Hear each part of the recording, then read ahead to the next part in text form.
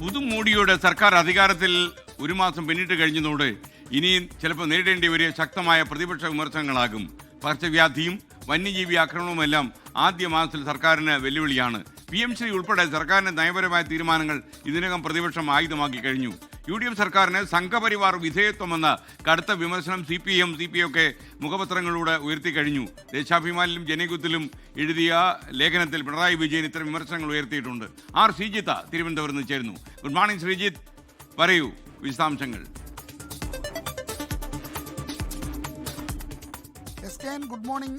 VD Satheesan സർക്കാർ സത്യപ്രതിജ്ഞ ചെയ്ത് അധികാരമേറ്റിട്ട് ഇന്ന് ഒരു മാസം തികയുകയാണ്. നിരവധി നേട്ടങ്ങൾ സർക്കാരിന് അവകാശപ്പെടാനുണ്ട്. പ്രത്യേകിച്ചും സിൽവർ ലൈൻ പദ്ധതി റദ്ദാക്കിയതുപോലുള്ള വളരെ ശക്തമായ തീരുമാനങ്ങൾ, തിരുത്തൽ നടപടികൾ സർക്കാർ കൈക്കൊണ്ടു. അതോടൊപ്പം തന്നെ സ്ത്രീകൾക്ക് ഏറ്റവും കൂടുതൽ പ്രയോജനം ലഭിക്കുന്ന KSRTC ബസ്സുകളിലെ സൗജന്യ യാത്ര ഓർഡിനറി ബസ്സുകൾ നടപ്പിലാക്കി. ഇതോടൊപ്പം തന്നെ മറ്റ് നേരത്തെ പ്രതിപക്ഷത്തിരുന്നപ്പോൾ ഉന്നയിച്ച പ്രധാനപ്പെട്ട വിഷയങ്ങളായ ഗൺമാന്മാരുടെ രക്ഷാപ്രവർത്തനം അടക്കമുള്ള കാര്യങ്ങൾ ശക്തമായ നടപടിയുമായി മുന്നോട്ട് പോയി. ADM നവീൻ ബാബുവിന്റെ മരണവുമായി ബന്ധപ്പെട്ട കേസ് CBIക്ക് വിട്ടു. ഹർഷീന, നേരത്തെ വയറ്റിൽ കത്രിക കുടുങ്ങിയ കോഴിക്കോട്ടെ യുവതി, അവർക്ക് സർക്കാർ മെഡിക്കൽ കോളേജിൽ ജോലി നൽകി. ഇങ്ങനെ നിരവധി തിരുത്തൽ നടപടികൾ സർക്കാരിന്റെ ഭാഗത്തുനിന്ന് ഉണ്ടായിട്ടുണ്ട്. ഒപ്പം തന്നെ ആശാ വർക്കർമാർക്ക് ഓണറേറിയം വർദ്ധിപ്പിച്ചു. അംഗൻവാടി, പ്രീ പ്രൈമറി ജീവനക്കാർക്കും സമാനമായ രീതിയിൽ ഉള്ള വർധനവ് നൽകി. അപ്പോൾ നേരത്തെ പ്രതിപക്ഷത്തിരുന്നപ്പോൾ ഉന്നയിച്ച പല പ്രധാനപ്പെട്ട വിഷയങ്ങളിലും സർക്കാർ തിരുത്തൽ നടപടികൾ എടുത്തു, പുതിയ പ്രഖ്യാപനങ്ങൾ നടപ്പിലാക്കി. എന്നാൽ ചില പ്രധാനപ്പെട്ട വിഷയങ്ങളിൽ സർക്കാർ വിവാദത്തിലാവുകയും ചെയ്തു ഈ ഒരു മാസക്കാലം കൊണ്ട്.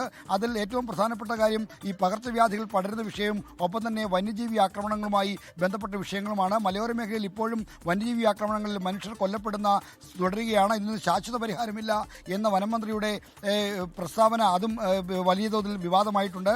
നിപ്പ പ്രതിരോധ നടപടികളടക്കം ആരോഗ്യമന്ത്രി K മുരളീധരൻ നേതൃപരമായ പങ്കുവഹിക്കുന്നില്ല എന്ന വിമർശനവും ഈ ഘട്ടത്തിൽ ഉയർന്നു. ഇതോടൊപ്പം തന്നെ വൈദ്യുതി മന്ത്രി സണ്ണി ജോസഫിന്റെ ഭാര്യ സഹോദരനെ സ്പെഷ്യൽ സ്റ്റാഫിൽ നിയമിച്ച തീരുമാനം വിവാദമായി തുടർന്ന് പിൻവലിക്കേണ്ടി വന്നു. ഗവൺമെന്റ് ബിൽഡർ നിയമനവുമായി ബന്ധപ്പെട്ടും സമാനമായുള്ള ഒരു പിൻവലിക്കൽ സർക്കാരിന് വേണ്ടി വന്നു. എന്തായാലും സർക്കാർ ഇന്നലെ PMC പദ്ധതി തുടരാനുള്ള തീരുമാനം കൂടി എടുത്തതോടെ സർക്കാർ സംഘപരിവാറിന് വിധേയപ്പെട്ടു എന്ന വിമർശനമാണ് പ്രതിപക്ഷം മുന്നോട്ട് വെക്കുന്നത്. ഈ വിമർശനം ഉന്നയിച്ചുകൊണ്ട് ഇന്നത്തെ ഇടതുപക്ഷത്തിന്റെ മുഖപത്രങ്ങളിൽ പ്രതിപക്ഷ നേതാവ് പിണറായി വിജയന്റെ ലേഖനങ്ങളുമുണ്ട്. SK